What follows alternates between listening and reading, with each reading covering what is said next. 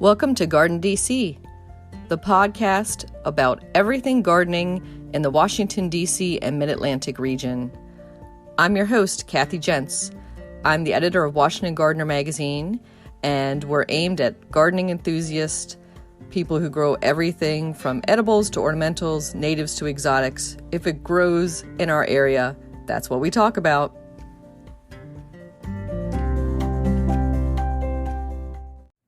Welcome to episode 174 of the GardenDC podcast.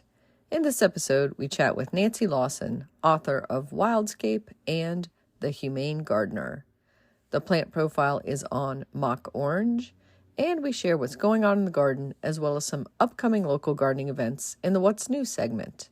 We close out with the last word on Visiting the Minnesota Landscape Arboretum by Christy Page at the Food Gardening Network.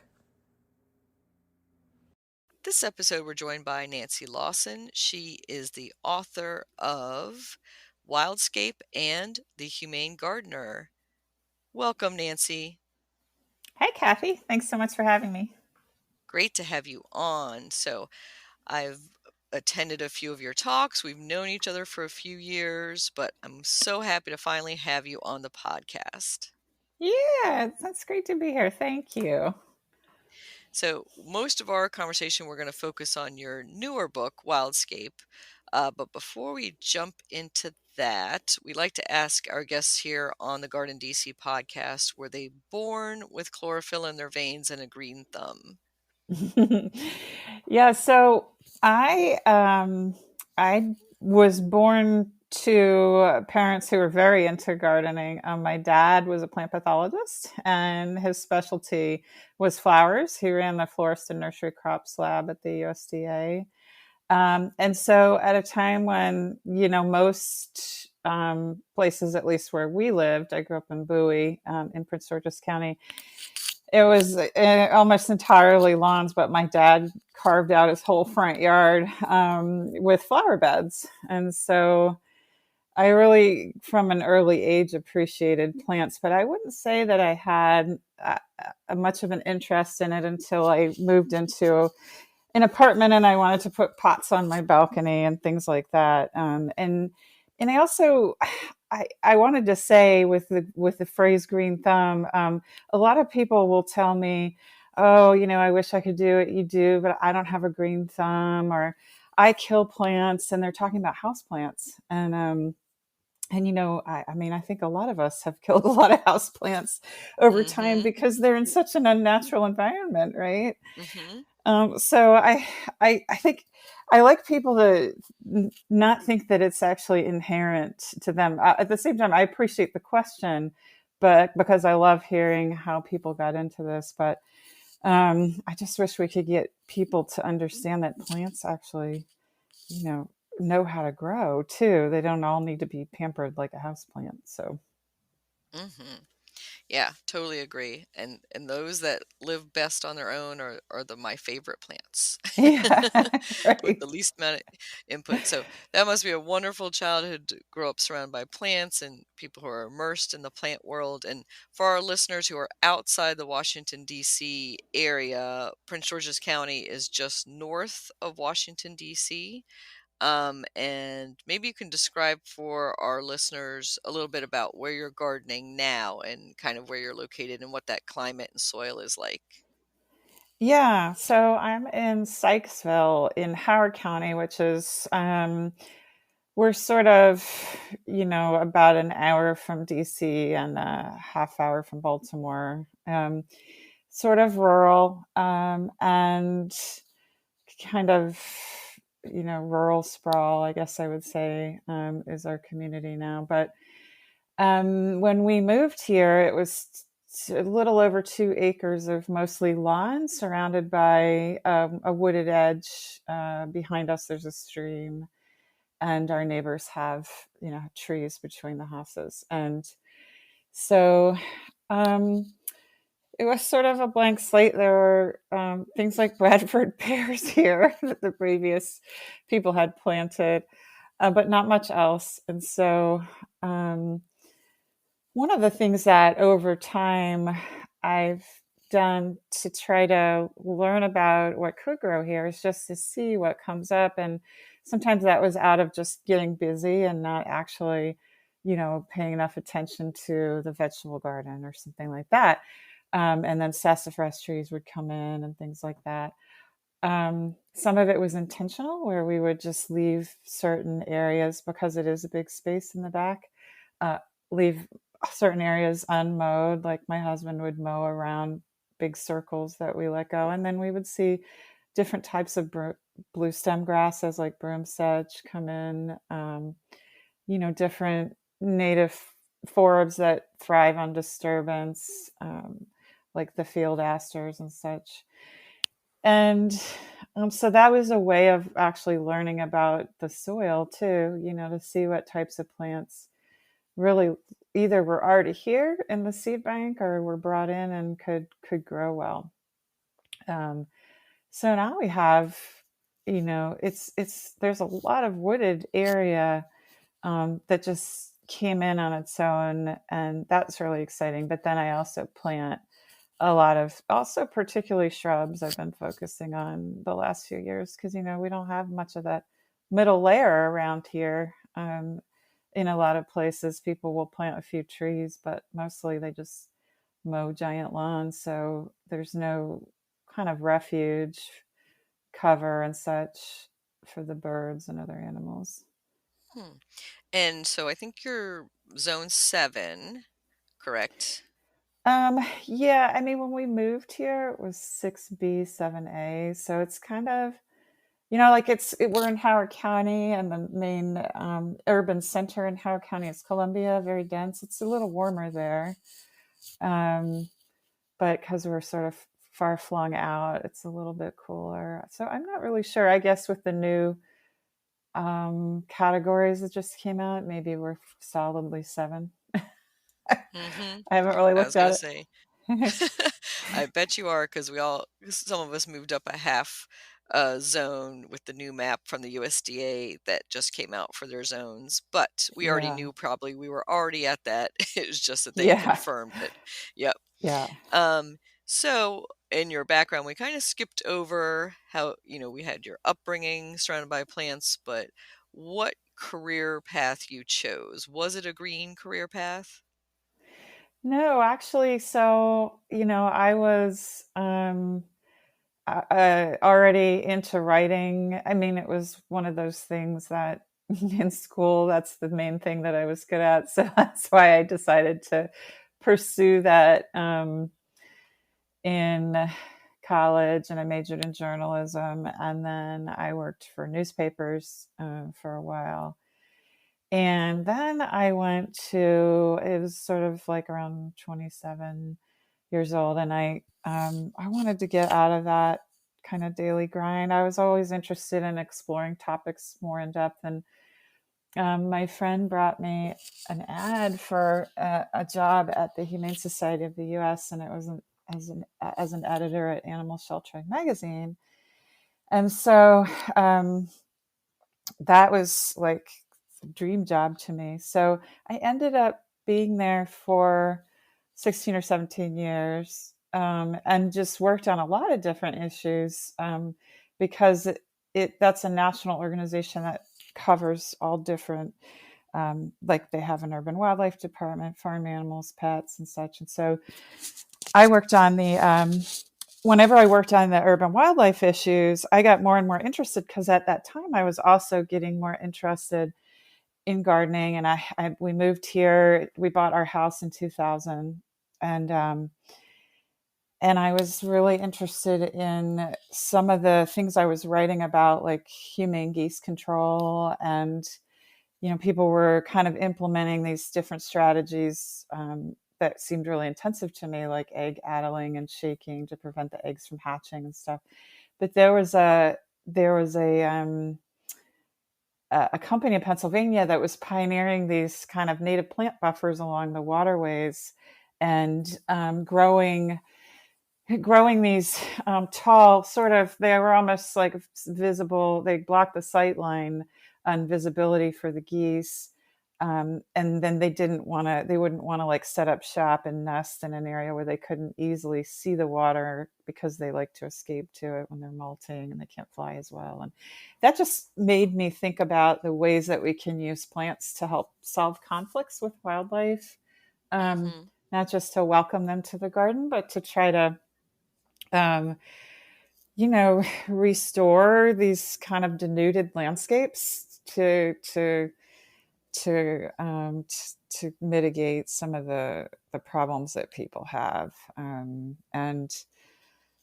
so I didn't really, pursue that as a profession until about 2014. I was writing a wildlife column for our membership magazine, and a publisher just contacted me and said, "Do you want to do a book on this?" So that's how I ended up Ah. officially going down this road, which was, that would have been my dream, but I don't think I would have pursued it unless someone just kind of pushed me into it like that. So, just a Mm. fate thing, I guess.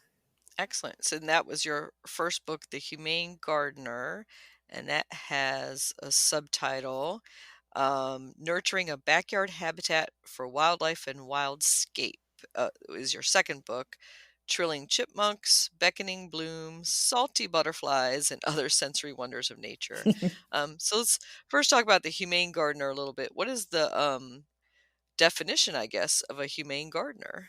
Um, yeah, so someone who welcomes the wildlife, but also tries to humanely resolve those conflicts, or potential conflicts, or prevent them, and looks out not only for, you know, um, kind of the obvious things, but also there are these unintentional hazards that you can introduce into the landscape that once you learn about them, you should be looking for alternatives if you're trying to help wildlife, like garden netting, which a lot of animals end up in wildlife rehab centers because of that flexible netting, and they get stuck in it. And so there's that aspect of it too. And just trying to go lightly on the land and learn who's already living there, how you can coexist with them, or nurture more habitat for them. Yeah, and not just appreciate the butterflies, but also the groundhogs and the rabbits and Hmm. all those animals that gardeners tend to, be wary of. Hmm. And I'm thinking some of our listeners are thinking deer in particular. Deer, right? Yes, and that was one of our biggest, head-on conflicts for a lot of gardeners, especially those in more close-in suburbs and urban areas where the deer pressure is intense. Where Well, I got to I've heard tell a you, it lot is of, here yeah. too. Yeah, Hmm. it is here too. That we have, they probably eat more plants here that a lot of my friends say deer will never eat than anywhere else. And part of that is because around us, there really just isn't much else. And yes, they love native plants because they evolved with them. And so, and that's mainly what I plant here. And so, yeah, but I think, they're already here. And one of the issues with what's happening, for example, in my situation, is that we did basically start with nothing. So when you're trying to restore a landscape, you don't already have all of those sort of protective plant communities that start to happen in the wild. There are places where there's deer pressure, but it's been so long, um, since somebody disturbed the land, that there's sort of enough that the plants can still grow and be browsed and everything. And so I think our starting point is such a low point in a lot of our properties that's why it's very frustrating for people. Hmm.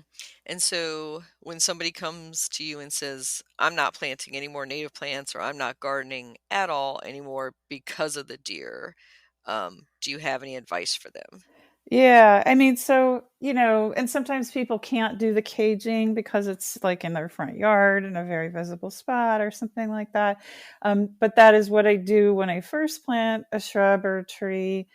Um, we do have these situations where we've got these sort of protective plants that when we're letting plants start to mingle and volunteer on their own, we've noticed, if something comes up in the black raspberry patch, it doesn't tend to get eaten as a sapling the way it would in another spot, because the deer will nibble on the edges of those patches, but they don't really like to go inside them. So that's one thing. And there's a really interesting study in England on these similarly denuded places, more because it was old agricultural land that was left to go fallow. And then they watched to see what would happen.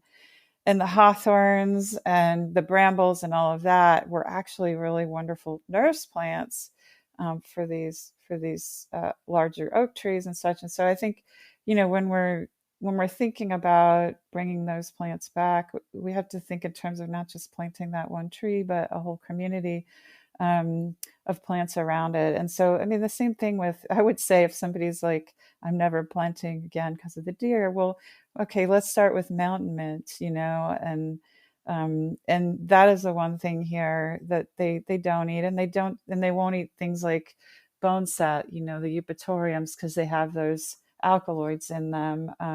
I've only seen them eat those once in the fall when the plants are kind of pulling back on their defenses because they don't need them anymore for the season. But in general, they're not going to eat those. And so there's minty plants that you can plant. There's the pachyra that deer generally aren't, they might like that when they're first planted. They might have their defenses up yet, but generally they're not going to eat that. So there's ways that you can not only, plant some of those resilient plants, but also think about the combinations of plants. And I was really excited when Larry Weiner's book first came out, Garden Revolution, because he talked about this and doing it intentionally. And to that point, I had only done it, accidentally when I saw those combinations happening here. But he talked about how he does in meadows. He'll plant some of those protective plants that are chemically defended in the same hole with the more vulnerable species. And so, there's all kinds of little tricks you can try like that. I think that is such a wonderful, ingenious solution, and, develop naturally. And I Yeah. love the term nurse plant or protective plant, but I think nurse plant is really descriptive, or nurse planting around something. And I could Yeah. see, of course, you put in a couple little oak saplings that you're trying to foster or something, and you wire cage them, and then they still kick it over or get in there. But getting Right. something around it and then cutting whatever that is, maybe back or removing it in future years. Right. Right. And those things will start to get shaded out that you first Hmm. plant around it, but then other stuff comes in, or you can plant other things. And yeah, it's kind of fun, and it can be, I understand that it can be frustrating. I just think that, we've taken over so much of the land, and it's really not just the deer that are eating sometimes too. I think that's the first thing we tend to think. But I've noticed over the years, when I think it's a deer, oftentimes it is a rabbit or it's a groundhog, and you can tell by the way they chew and stuff, but sometimes you can't if they're just ripping off a leaf here and there. And that's the thing too. Like, I'll look like along the edges of pathways. Because they tend to wander the pathways like we do, because it's easier for them to take the path of least resistance and just nibble here and there. And so I'll put things that they do like to eat sometimes and mix them in, like some of those very um, prolific cedars, like common evening primrose or something. They'll always nibble on those if they can. And so I have those native plants coming up in the cracks of my driveway and stuff. So I'll just pull them out and move them along the edges of the pathways.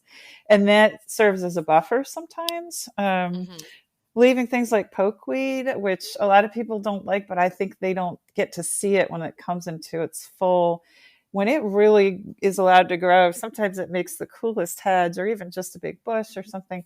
And the deer will eat that too at certain times of year. And so these plants can be really neat buffer plants. Hmm. I think I would use the term trap crop. Yeah, So trap crop. almost, because that's definitely what I do for the rabbits in my garden is I plant, white clover, little Uh-huh. circle of that, and that's my little trap crop to keep the rabbits over there and away from Right. the perennials I don't want. So that's, yeah, having those little pockets along a pathway that are easily accessible, and you're like, eat this, don't eat this. It would Right. be nice if the deer could read and you could put a little sign there pointing Right. to it. But yeah, so that is probably a good thing to provide a little bit of forage and food and hopefully protect the rest of it. Right. So let's talk about your new book that came out this year, and Wildscape is the title, and that's all one word like landscape, but Yeah. wildscape. So let's define a wildscape. Yeah. So um, I used that title to kind of wrap in all the sensory scapes that I was exploring in that book, and kind of to help people think beyond what we see right in front of us, but also how the animals are perceiving it, how they're not only seeing it, but how they're smelling it, how, how they're touching things, and how that affects both the plants and animals' survival and ability to thrive. How what the taste, what the taste and the preferences for certain plants is doing in the landscape, and how dynamic that is. And so, and then the soundscape, which is really what led me down that road in the first place, because the soundscape is it's a little bit easier to understand. In some ways, there's a lot we can't hear that certain animals can, but um, in terms of how it's being disrupted, and I think I wanted to. This book started because I was lamenting sounds, this mainly the soundscape with Will, my husband. I was talking to him about how I wish people would just think for a moment about how other organisms perceive the world, because maybe they wouldn't, use those leaf blowers for 2 hours on a Saturday at 7 o'clock in the morning when the dawn chorus is going or something. Um, and then he said, "Well, why don't you write a book on that? Because there's so many books on how on sensory environment for people, and gardening for the senses for people." And so yeah, so that's kind of the how I thought about the wildscape being well beyond what we perceive, but what the other organisms out there are doing and perceiving, and how they're acting based upon that. hmm And I think what I really like about your book is when we do consider, what the animals are perceiving in our gardens and with their senses and how they experience it, it makes it a better experience for us as well. So, your example of Yeah. the leaf blowers, I mean, none of us likes 2 hours of, right at dawn leaf blowing next to our house across the street. I Right. mean, that's just like flat out common sense consideration, but it could make it better for all of us, but especially our animal friends who have much more sensitive senses. I think I was trying to think of the statistics for their hearing is, usually 10 times that of a human being, and of course, a lot more sensitive sense of smell and taste usually than humans. But sometimes animals, their eyesight is not as keen, or that they're crepuscular, like dawn and dusk, like our Right. rabbits and deer. So they only perceive, in straight sunlight, it's more difficult, or they are not full spectrum. So maybe let's start with the sense of sight in the garden, and how we can assist our animal friends with that. Yeah, and it's all over the map, in terms of how animals perceive things. And so, sometimes their senses are similar. Like birds, we have a pretty keen sense of sight. Uh, in, in comparison to birds. In some ways, they're similar, but they actually they just see differently. So I mean, and it depends on the type of bird too. I was reading this really great book when I was writing my book by I think his name was Graham Martin, and it was about bird senses. And it he talks about how the songbirds, their vision um, is sharper to the side because, because of where the eyes are in their head, and also because they're kind of looking, their field of vision is, it's important to them to be able to see this to the side as they're flying, see predators, and so it's a wider range of vision, but they're not looking toward, they're not as focused toward the front. And so, and I started getting interested in that because I was like, well, why do they fly into windows so much? And, of course it's the reflection and the transparency, but there's also this lesser ability to, they're not looking in front of them as much. And they're not as prepared for I mean, they've evolved mostly to have open sky and natural materials and trees, and then all of a sudden we have our wind turbines in our houses and all these things that are in the way. And so that's one thing that I found really interesting with a sense of sight. And then the other things were just like thinking about ways that animals are kind of deceiving each other through visual crypsis and caterpillars, the emerald moth caterpillars dressing up in flowers so that they're not seen as much by predators, and the tree frogs able to change color to match the leaf or to match the bark within a very short frame of time. And so I think kind of thinking about all the different ways that animals are not only seeing to feed, but seeing to not be seen and not be eaten was really interesting to me. That reminds me of one of the bunnies that I always see who freezes in place and thinks that you don't see them, and I'm like, oh, I see you, but maybe the fox doesn't see you when you freeze in place. But yes, Right. that's maybe not the best way to protect yourself, I staying out in the open, know. but staying still. Right. So let's go on to sense of smell or fragrance.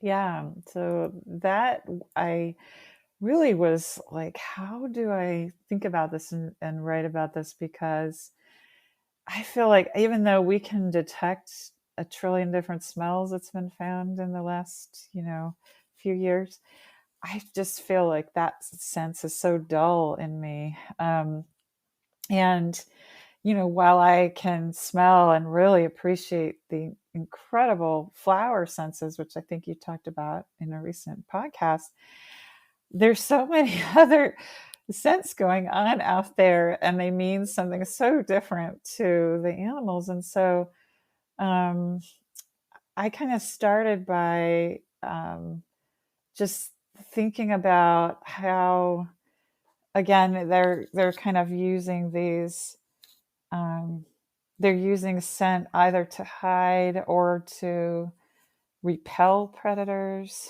or animals are, and then the flowers are trying to attract or repel as well. And so one of the first threads I went down was the fritillary caterpillar that I have in the book, who was I hadn't really come across one eating a violet yet at that time. I knew they were there because I could see the adults a lot, but there was one eating a violet. So I got down with my phone and was recording, and then noticed just this bulges passing through the body, and noticed how he would just shoot his poop, his green little pellets out really far. And then I started trying to figure out if I could find them. But I think he shot them really far. And so then I looked it up, and then I found these papers by Martha Weiss at Georgetown. And she really pioneered this defecation ecology field, and she was trying to get people more interested in it. When I talked to her, she said, it's such an important aspect of their lives, because in this case, she did a really neat study to rule out other possibilities for why the caterpillar might be doing that, and confirm that it was because this was with silver spotted skipper caterpillars. They were trained to um, not be found by dark paper wasps, and so they didn't want to be smelled out by them. And so but then there's these other caterpillars there's these other insects that will use their poop to protect themselves, like the one spotted tortoise beetle that he talked about too in my talk and in my book, where they make a fecal shield out of wild bergamot flowers, after they've digested the flowers, and they look like these big, kind of big balls of poop attached to their back end, and that deters predators. And so that's how they're using the wild bergamot strong minty scent to deter predators. And I went down a real rabbit hole with that, because I found out that that this guy, Ken Kiefer Overring, who's now in Wisconsin, had done studies on this and found that, the one-spotted tortoise beetles really preferred a certain chemotype of wild bergamot, not just any wild bergamot, and they really thrived and survived better on one that was dominated by thymol, which is the essential oil in thyme. And so it depended on the chemical makeup of the plant. And when it was dominated by carvacrol, which is the monoterpene dominant in oregano, they didn't fare as well. And so, that was just really interesting to me. They spend their whole lives on wild bergamot, and apparently have this preference for this even narrower, not just the plant, but the subtype, the chemotype. Mm-hmm. And Yeah. I was yeah, going to say fascinating. And for those of us who love Earl Grey tea, we also have a love of that scent. So delicious. yeah. And so let's see. So pretty much directly related, of course, to scents is taste. And I kind of started off with that, thinking about, obviously, like native plants, and are they, are they actually, obviously they're more preferred by a lot of animals that have evolved with them, but also, when we're disrupting that with like hanging bird feeders with seed thistle from a completely other country or something, how is that affecting seed dispersal? If the birds are going more to there than to the plants that we planted, and not eating and pooping out those seeds.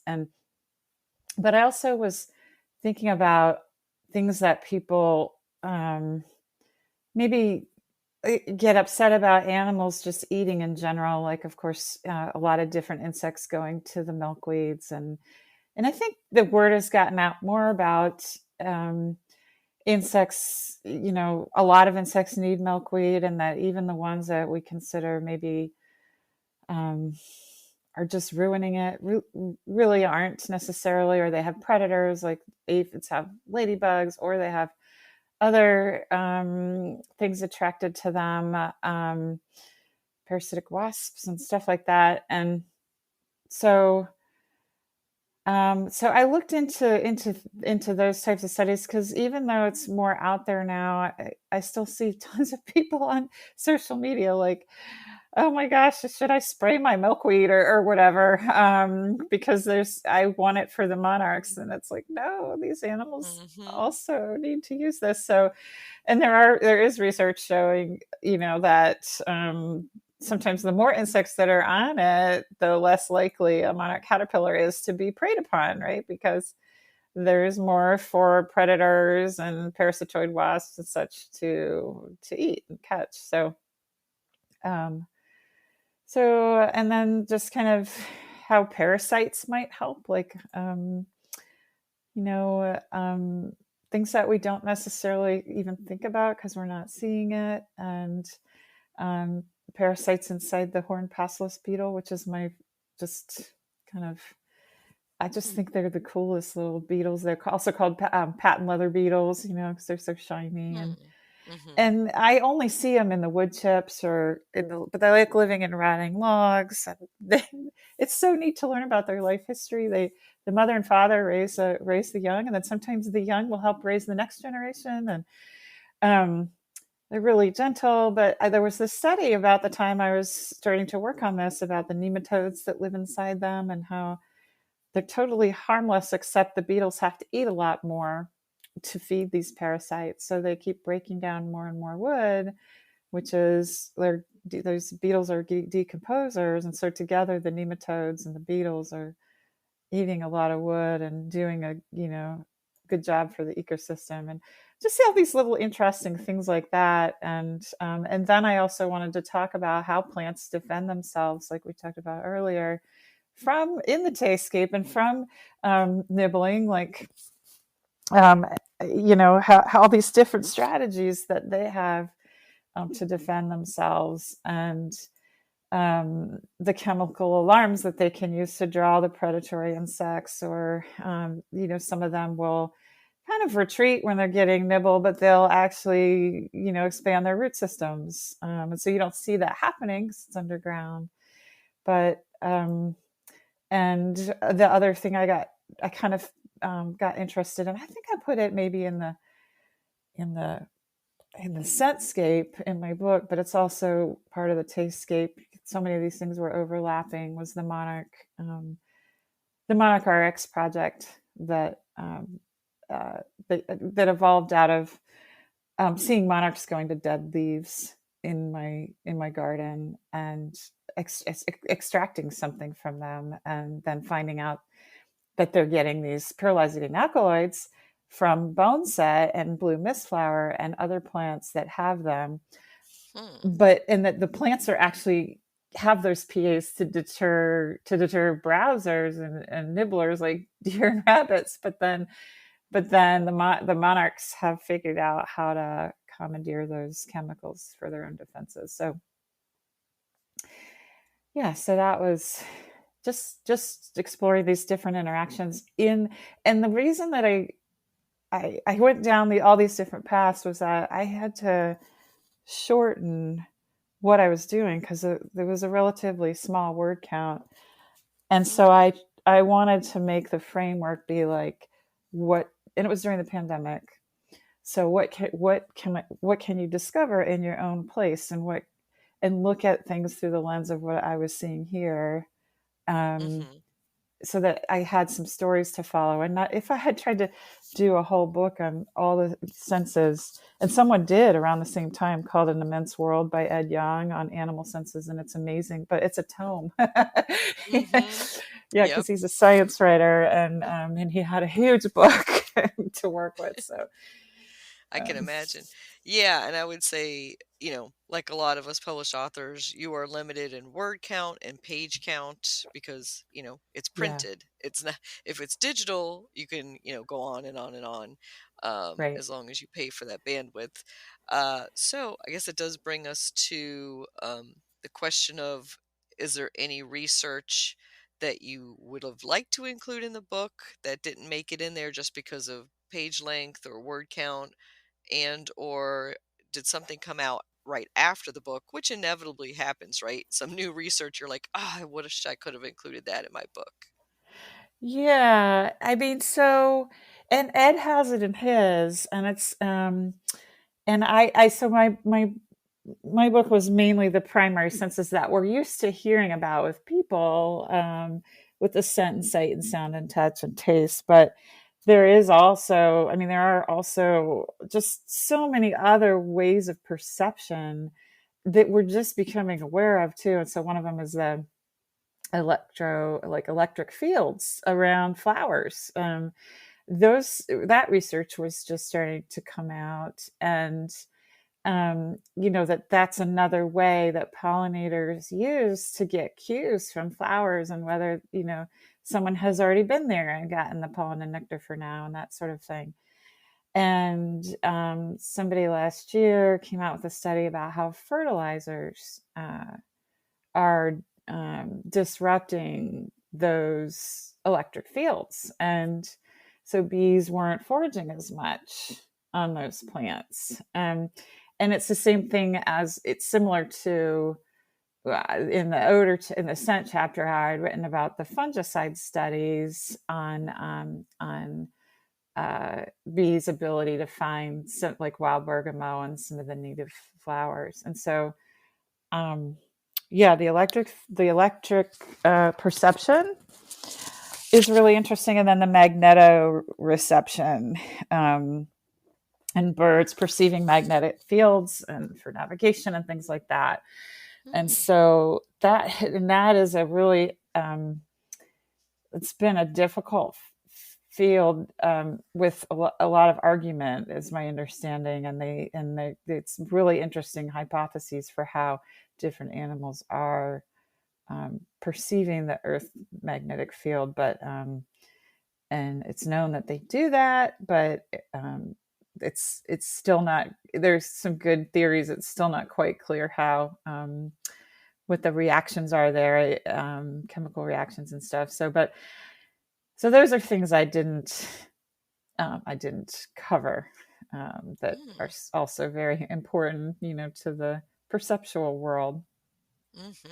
Yeah, so many layers and so much that's not known, that we're not perceiving, of course, with our human senses. I mean, can you imagine being sensitive to the world's magnetic fields and then being pulled in one way or the other?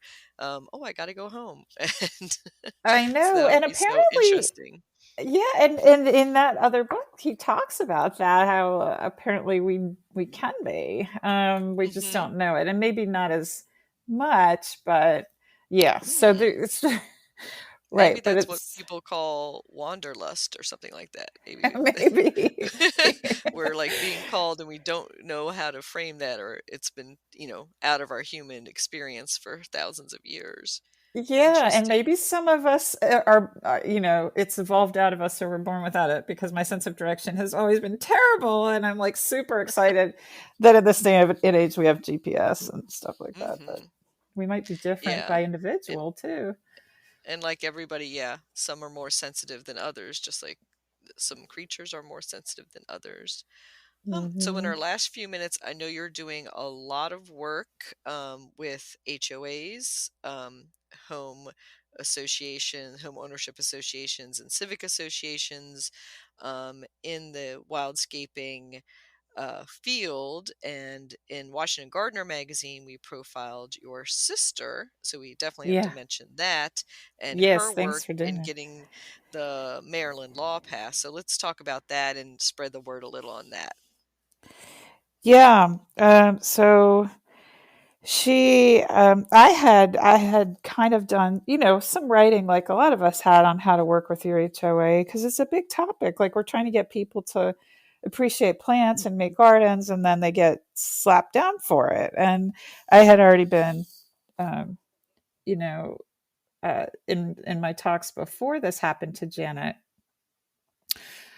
ask questions about that at the end, like, I got cited for moss in my garden, or these ridiculous, for leaving pine cones and stuff like that.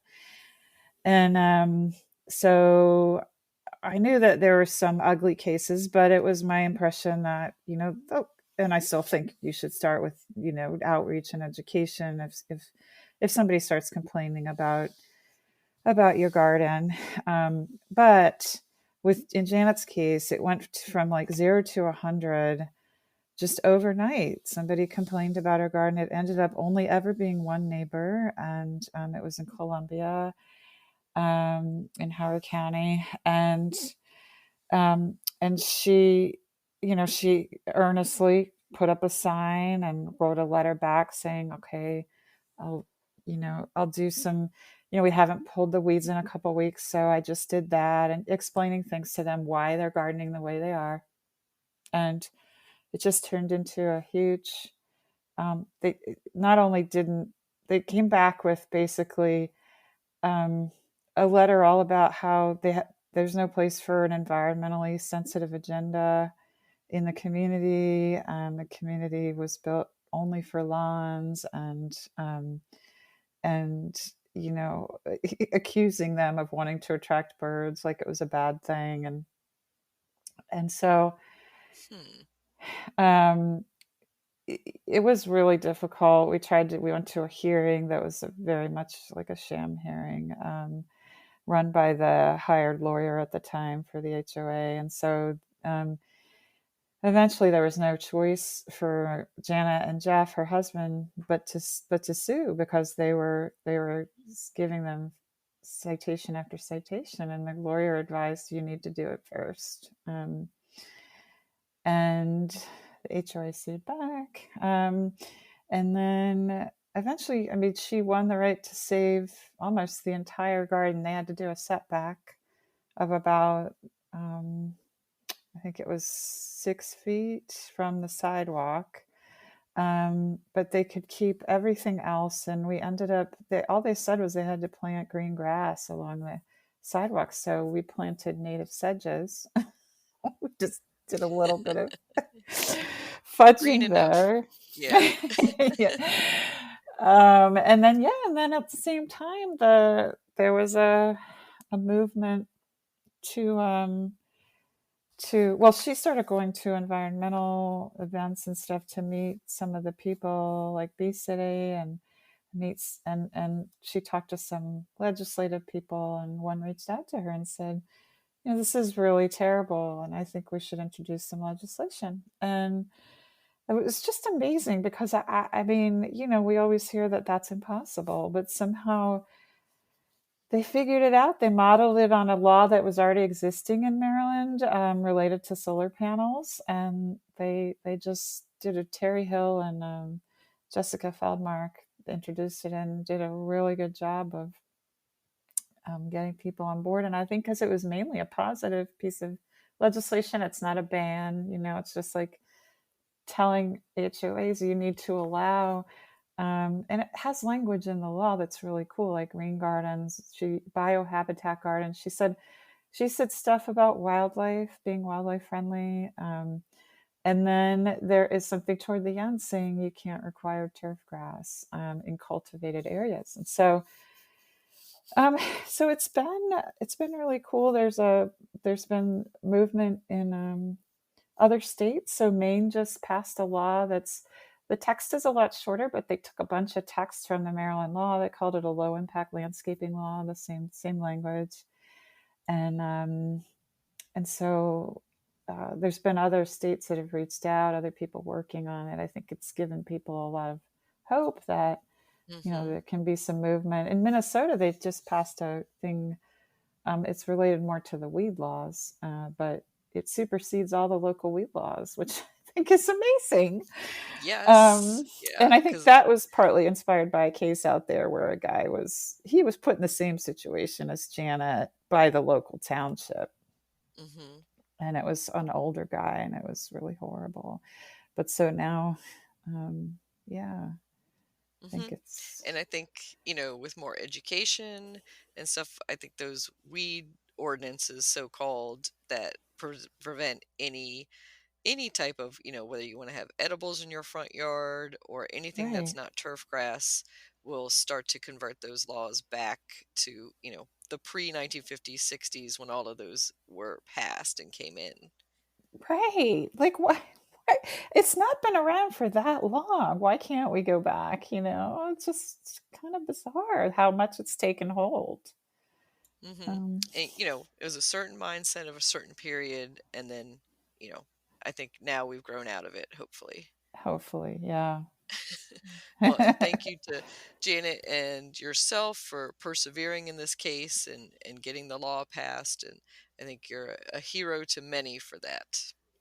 Oh, thank you. Yeah, well, it was, it was really Janet. To be in that situation, it's a very lonely place. So anything that any of us can do, to help others who are still dealing with it, I think that's super important.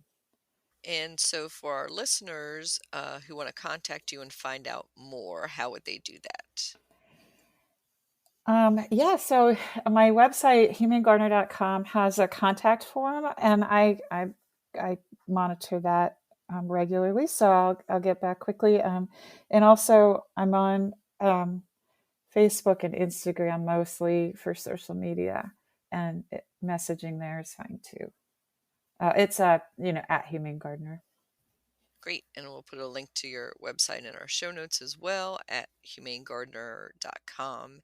And so, in wrapping up, what would you tell a new home gardener who is looking to attract the wildlife to their garden? Maybe a couple beginning steps they could do.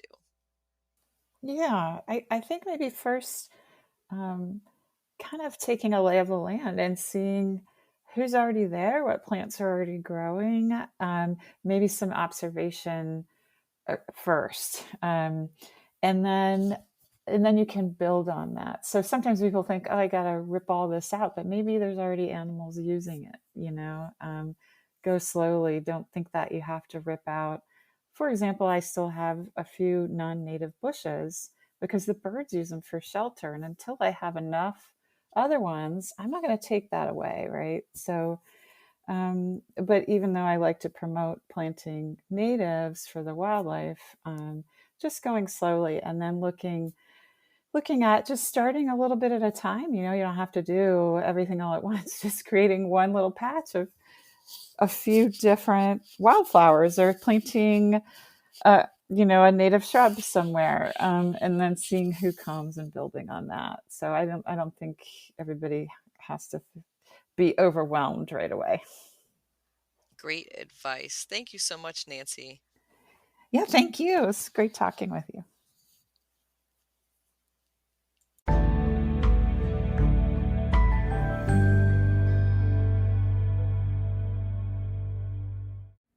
Mock orange plant profile. Mock orange, Philadelphus coronarius, is a deciduous shrub with wonderfully fragrant white flowers in the spring and summer. The shrub is a terrific nectar source for butterflies and other pollinators. Planted in full sun for the best flowering. It prefers soils that are well drained and slightly acidic to neutral. This shrub hates to sit in damp ground and usually only needs watering during periods of extended drought. Fertilize it by spreading a layer of compost around the root zone in spring. A high nitrogen fertilizer will encourage leafy growth at the expense of the flowers, so be careful not to spread any turfgrass fertilizers around the shrubs when fertilizing a nearby lawn. The blooms on mock orange are most fragrant at night, and you should locate it where you can enjoy their wonderful scent.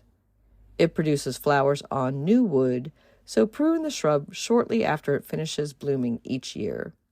If it becomes overgrown, take out about a third of the older stems down to the ground. You can propagate it by taking cuttings in the summer. It is native to Europe and is hardy to USDA zones 4 to 8. Mock orange is disease and deer resistant. It can grow to 10 feet tall and wide. There are dwarf and compact cultivars available, such as Snowbell, which is about 4 feet high, and Illuminati Sparks, which grows to about 3 feet tall. Mock orange, you can grow that.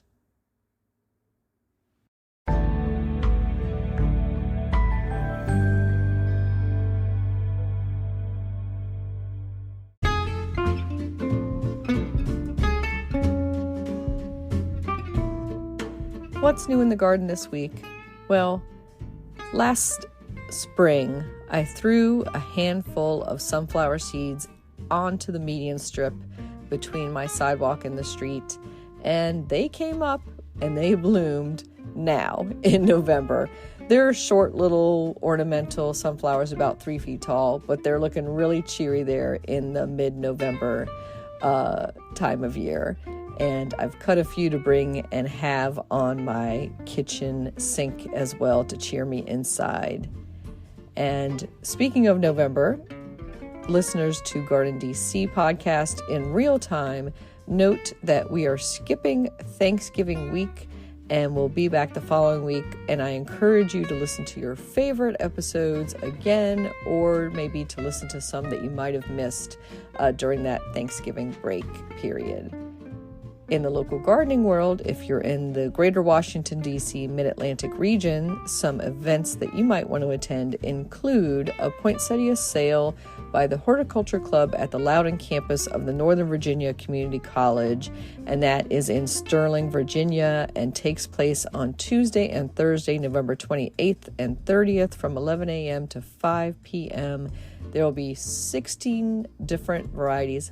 That's 16 different varieties of poinsettias, some unusual ones, and they were all grown by the students there. And Brookside Gardens is hosting their annual Garden of Lights. It's opening November 17th and running through December 31st, except for the nights of November 20th to 23rd and December 24th and 25th. You can purchase your tickets through eventbrite.com. They are $10 per person for age 5 and older, and you can only buy them online. You cannot purchase tickets at the door. And that is Brookside Gardens in Wheaton, Maryland. And you can find out more information on the Montgomery Parks website as well. So in Vienna, Virginia, Meadowlark Botanical Gardens is holding their Winter Walk of Lights, and those tickets are available through novaparks.com, and you can walk through a half-mile of winter walk paved trails. It is wheelchair and stroller accessible as well. And then for those fans of Doug Tallamy, he is speaking in the area on Sunday, December 10th at 7 p.m. to the IPC and Oakland Mills Interfaith Center Green Team. And you can find out about that free in-person event. They are looking for donations of time and money to be accepted in exchange for attending that talk. And the details are at omnigreenteam.org. That's OMI green as the color green, team, TEAM.org. And then finally, River Farm, the headquarters of the American Horticultural Society, is holding their holiday open house December 14th from 5 to 7 p.m. Look for this festive event to get you excited for the holiday season. There's live music, refreshments, and this is free and open to the public. Happy gardening!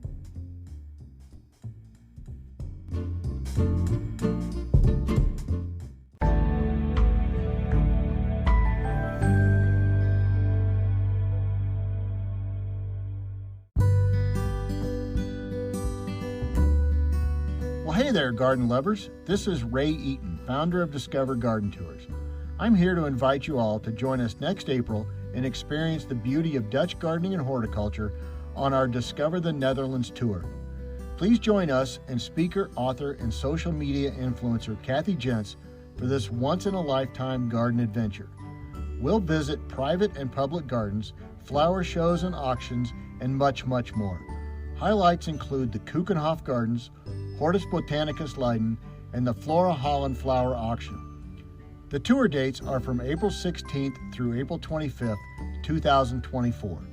Full details and registration are available on our website at discoverourtours.com. Remember, space is limited, so if you don't want to miss out, I would highly recommend signing up today. We look forward to seeing you in the Netherlands and sharing this unforgettable journey together.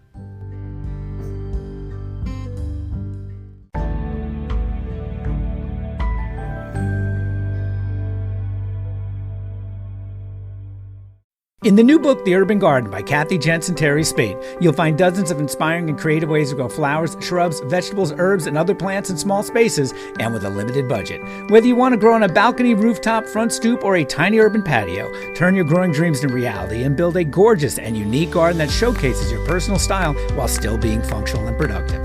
With the ingenious ideas and resourceful tactics found here, you'll be maximizing yields and beauty from every square inch of your space while also making a lush outdoor living area you'll crave spending time in. Whether you're growing edible plants or beautiful flowers, the 101 amazing growing ideas found in the Urban Garden will turn your tiny urban yard into a treasure trove of green you'll be proud to share with family and friends. Buy your copy today at your local retail bookseller or order it online now at Amazon.com or bookshop.org.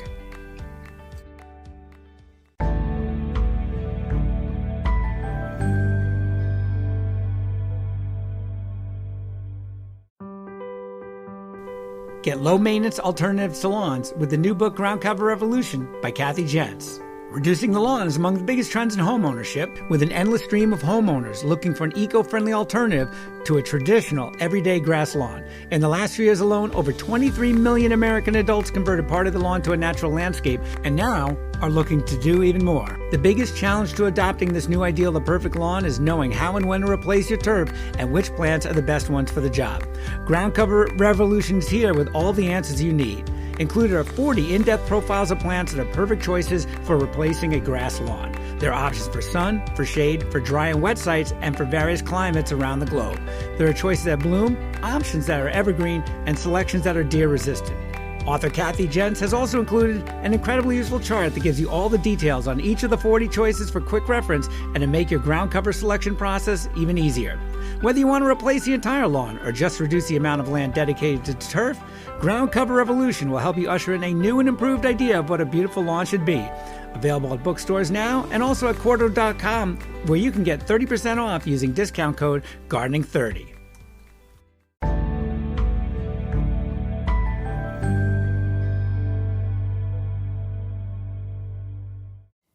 This is the last word on my trip to the Minnesota Landscape Arboretum by Christy Page at Green Prints.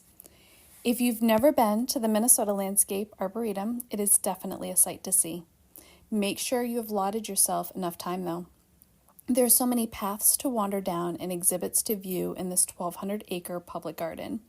It was founded back in 1958 and attracts over 500,000 visitors each year. Their mission is to welcome, inform, and inspire all through outstanding displays, protected natural areas, horticultural research, and education. My recent trip to Minneapolis included a tour of the Arboretum that was nowhere near long enough.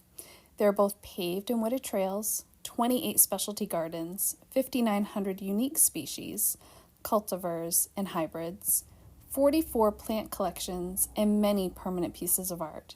There's even a farm at the Arb with a restored barn and home to a bee and pollinator center. Luckily, I was there before the high heat of the day. It was so hard to decide where to start. I saw bright areas of color that were just calling to me.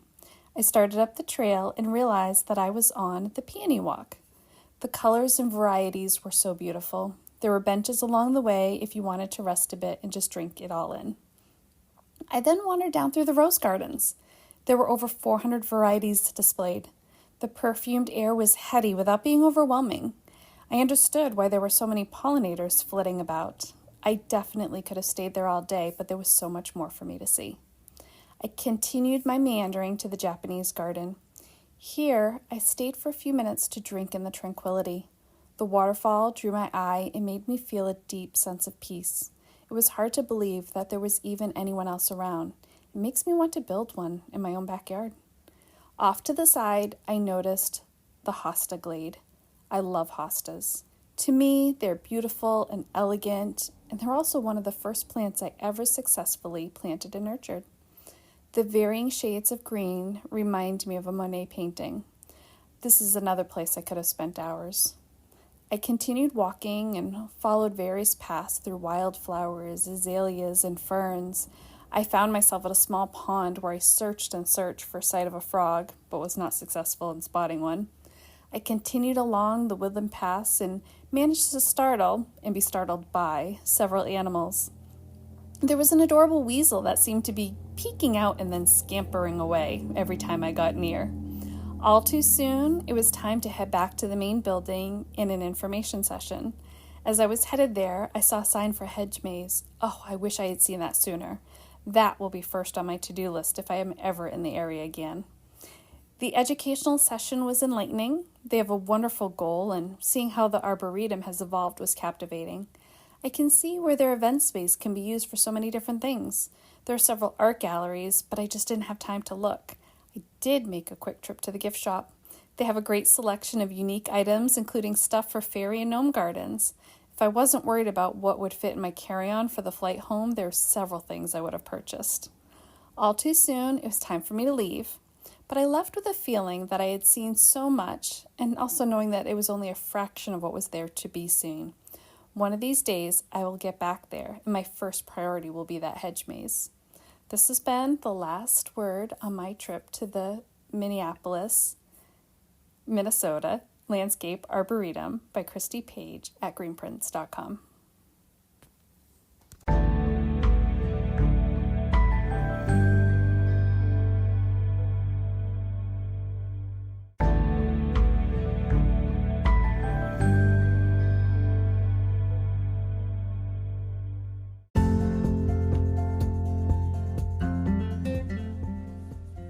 Thank you for listening to GardenDC. You can become a listener supporter for as little as 99 cents a month by going to anchor.fm/GardenDC/support.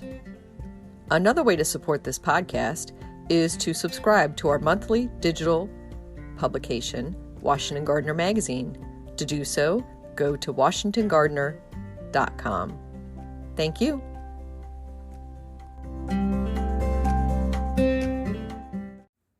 Thank you for listening to GardenDC. You can become a listener supporter for as little as 99 cents a month by going to podcasters.spotify.com/pod/show/GardenDC. Another way to support this podcast is to subscribe to our monthly digital publication, Washington Gardener Magazine. To do so, go to washingtongardener.blogspot.com. Thank you. You can find and follow Washington Gardener on Twitter /X, Instagram, and Pinterest at WDC Gardener, and on Facebook at Washington Gardener Magazine. Please take a moment to rate and review this podcast on Spotify and Apple. Open the Spotify or Apple app, search for GardenDC, check on the rate button, and select 5 stars.